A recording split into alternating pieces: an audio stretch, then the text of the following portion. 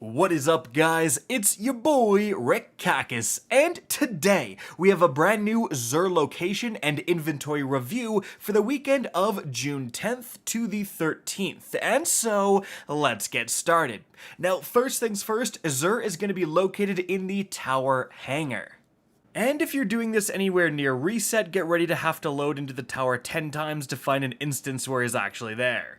Alright, finally let's take a look at what he has. Firstly, in terms of exotics, we do have the two-tailed fox, pretty decent rocket launcher actually. Then we've got the frosties, which I like quite a bit. Now this has a ton of mobility here, like 28, so if you want that high mobility set, if you want to be using your class ability all the time, definitely consider picking these up. We have the Peregrine Greaves. 65 is decent overall, but this isn't really spiky. Still, Peregrine Greaves can be pretty saucy, and now it's the only way to get a one-hit shoulder kill.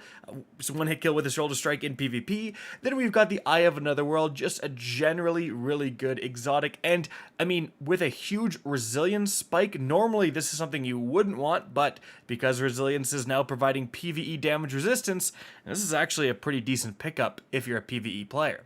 Alright, now let's check these legendaries. Firstly, we have a firmly planted opening shot Whispering Slab. I mean, that is actually a ton of accuracy stacked on top of each other, with an accuracy masterwork too. So you want to get a guaranteed one, headshot from a mile away, maybe consider getting that. And that's more of a PvP role as well. We do have an Imperial Needle with Impulse Amplifier Thresh. Not great, not terrible. Slideways, Thresh, Grid Skipper. I like the Grid Skipper, but this is not the role.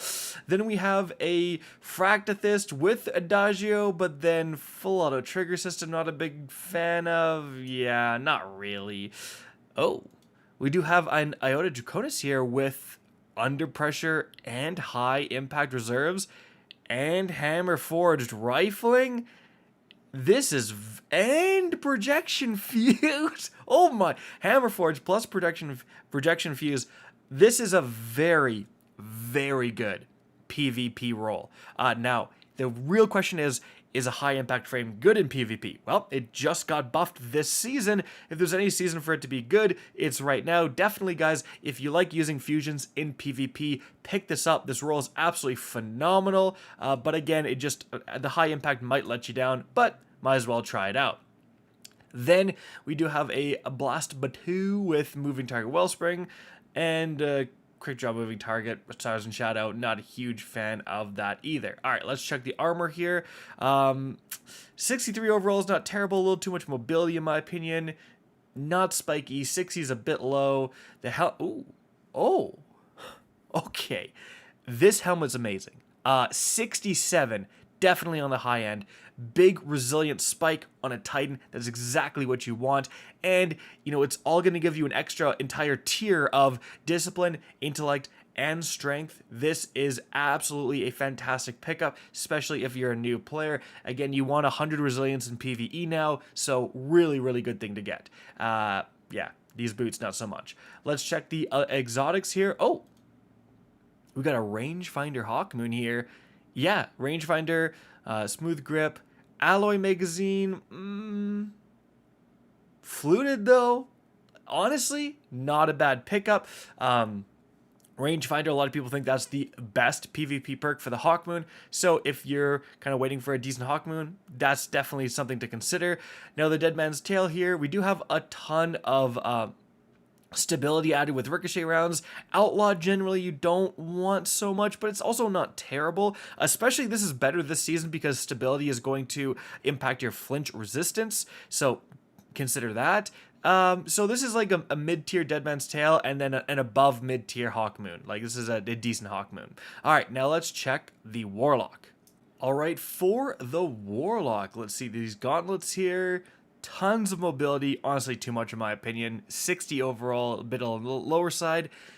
60 overall again, you know, still way too much mobility. You got a good intellect spike here, however. Then for the helmet, 66. What is the max mobility Warlock build, apparently. 66 is great, but again, way too much. And again, okay, so basically, here's the thing. If you want to get a 100 mobility Warlock for some reason and run transversives and convince yourself that that's going to help in PvP, you absolutely can do that. And you just literally buy this entire armor set, you got 100 mobility Warlock. There you go. But for everyone else, I mean, I'm not a fan of this much mobility on your Warlock, so I'm going to say no. Let's switch to the Hunter. All right, now for the Hunter. Let's check his gauntlets. 60 overall, not necessarily spiky where you want it to be. I'm going to skip. Okay, 62 is a little bit better, and finally, we got a class wants a ton of mobility, and holy crap, does this have a ton of mobility. Like, if you are lacking mobility, definitely pick these up. This is a great chest piece right here.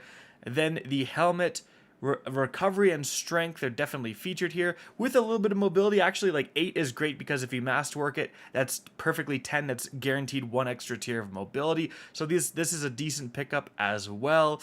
And then these boots, they're alright. I've seen better. I think definitely the chest piece is quite the highlight here for the Hunter. And then there was a really good helmet for the Titan. So I think generally we got some good armor this weekend, decent exotics too, legendary weapons, not really so much. Other than this Iota Draconis, if you are a fusion rifle user in PvP, get this 100%.